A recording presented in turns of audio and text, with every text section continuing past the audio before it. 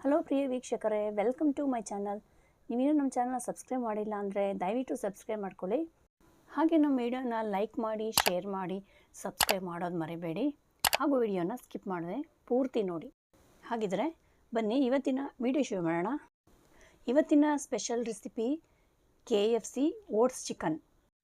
ಓಟ್ಸ್ನ ಬಳಸಿ KFC ಚಿಕನ್ನ hotel ಸ್ಟೈಲಲ್ಲಿ ಯಾವ ರೀತಿ ಮಾಡೋದು ಗರಿಗರಿಯಾಗಿ ಅಂತ ಇವತ್ತಿನ ವಿಡಿಯೋದಲ್ಲಿ ನೋಡೋಣ. ತುಂಬಾ ಈಸಿ ಹಾಗೂ ಗರಿಗರಿಯಾದಂಥ KFC ಚಿಕನ್ನ ಯಾವ ರೀತಿ ಮಾಡೋದು ಅಂತ ನೋಡ್ಕೊಂಡು ಬರೋಣ ಬನ್ನಿ. ಅದಕ್ಕೂ ಮುಂಚೆ ದಯವಿಟ್ಟು ನಮ್ಮ ಚಾನಲ್ನ like and share and subscribe ಮಾಡೋದು ಮರಿಬೇಡಿ. ನೋಡಿ, ನಾನಿಲ್ಲಿ ಅರ್ಧ kg ಸ್ಕಿನ್ಲೆಸ್ ಚಿಕನ್ ತೊಗೊಂಡಿದ್ದೀನಿ. ಒಂದು 2 ಸರಿ ನೀರಲ್ಲಿ ಚೆನ್ನಾಗಿ ವಾಶ್ ಮಾಡಿಟ್ಟಿದ್ದೀನಿ. ಫಸ್ಟೇ ಒಂದು 3 ಸ್ಪೂನಷ್ಟು ಅಕ್ಕಿ ಹಿಟ್ಟನ್ನು ಸೇರಿಸ್ಕೊಳ್ತಾ ಇದ್ದೀನಿ. ಒಂದು 3 ಸ್ಪೂನಷ್ಟು ಕಾರ್ನ್ಫ್ಲೋರ್ನ ಸೇರಿಸ್ಕೊಳ್ತಾ ಇದ್ದೀನಿ. ಅದಕ್ಕೇ ನಂತರ ನಾನಿಲ್ಲಿ ಒಂದು 2 ಸ್ಪೂನಷ್ಟು ಚಿಲ್ಲಿ ಪೌಡರ್ ಸೇರಿಸ್ತಾ ಇದ್ದೀನಿ. 1 ಸ್ಪೂನಷ್ಟು ಪೆಪ್ಪರ್ ಪೌಡರು, 1 ಸ್ಪೂನಷ್ಟು ಗರಂ ಮಸಾಲ, ಹಾಗೆ ರುಚಿಗೆ ತಕ್ಕಷ್ಟು ಉಪ್ಪು, 1 ಟೇಬಲ್ ಸ್ಪೂನಷ್ಟು ಶುಂಠಿ ಬೆಳ್ಳುಳ್ಳಿ ಪೇಸ್ಟು, ಒಂದು ಅರ್ಧ ಹೋಳಷ್ಟು ನಿಂಬೆ ರಸನ ಸೇರಿಸ್ಕೊಂಡು ಈ ರೀತಿ ಚೆನ್ನಾಗಿ ಕೈಯಲ್ಲೇ ಕಲಿಸ್ಕೋಬೇಕು. ನಿಂಬೆ ರಸ ಇಲ್ಲ ಅಂದರೆ ವಿನಿಗರ್ನು ಸಹ ನೀವು ಸೇರಿಸ್ಕೊಳ್ಬೋದು. ನೀರು ಮಿಕ್ಸ್ ಮಾಡೋ ಅವಶ್ಯಕತೆ ಇಲ್ಲ, ಯಾಕಂದರೆ ಚಿಕನ್ನಲ್ಲೇ ನೀರು ಬಿಟ್ಕೊಳ್ಳುತ್ತೆ. ಈ ರೀತಿ ಕಲಸಿ ಒಂದು 3-4 ಅವರ್ ಇಟ್ಬಿಟ್ರೆ ಮ್ಯಾರಿನೇಟ್ ಮಾಡೋಕ್ಕೆ ಆಯಿತು. ನಾನಿಲ್ಲಿ 1 ಮೊಟ್ಟೆನ ತೊಗೊಂಡು ಚೆನ್ನಾಗಿ ಈ ರೀತಿ ಮಿಕ್ಸ್ ಮಾಡ್ತಾಯಿದ್ದೀನಿ. ನಂತರ ನಾನಿಲ್ಲಿ ಓಟ್ಸ್ ತೊಗೊಂಡಿದ್ದೀನಿ. ನಾನು ಚಿಕನ್ನ ಒಂದು 3-4 ಅವರ್ ಮ್ಯಾರಿನೇಟ್ ಮಾಡಿದ್ರೆ ತುಂಬಾ ಒಳ್ಳೆಯದು. ನೋಡಿ, ಈಗ ಒಂದು 3-4 ಅವರ್ ಇಟ್ಟಿದ್ದೆ ನಾನು. ಈಗ ಇದನ್ನು ನಾನು ಮೊಟ್ಟೆ ಕಲಸಿಟ್ಟಿದ್ನಲ್ಲ ಅದರಲ್ಲೇ ಅದ್ದುತ್ತಾ ಇದ್ದೀನಿ.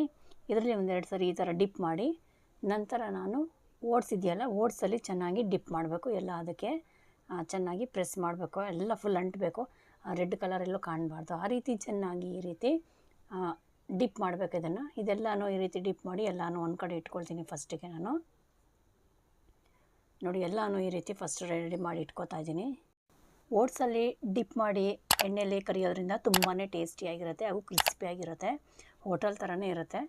ನೀವು ಒಂದು ಸಲ ಟ್ರೈ ಮಾಡಿ ನೋಡಿ ಎಷ್ಟು ಚೆನ್ನಾಗಿ ಬರುತ್ತೆ ಅಂತ.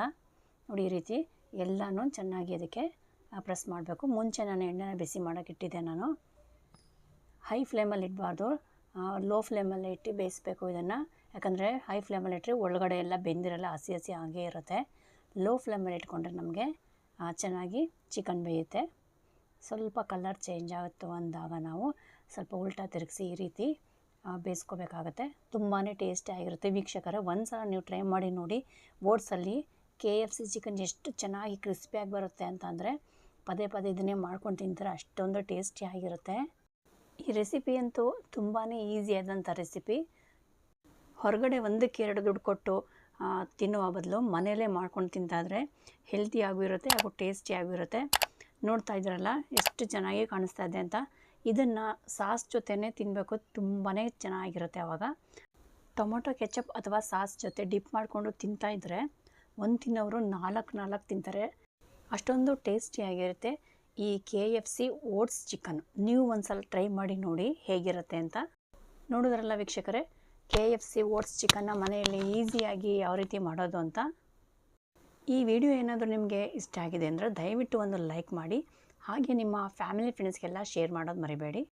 ಮತ್ತಷ್ಟು ಈಸಿ ರೆಸಿಪಿಗಾಗಿ ಗೋಲ್ಡನ್ ಟ್ರೀ ಕ್ರಿಯೇಷನ್ ಚಾನಲ್ನ ಸಬ್ಸ್ಕ್ರೈಬ್ ಮಾಡ್ಕೊಳ್ಳಿ. Thanks for watching.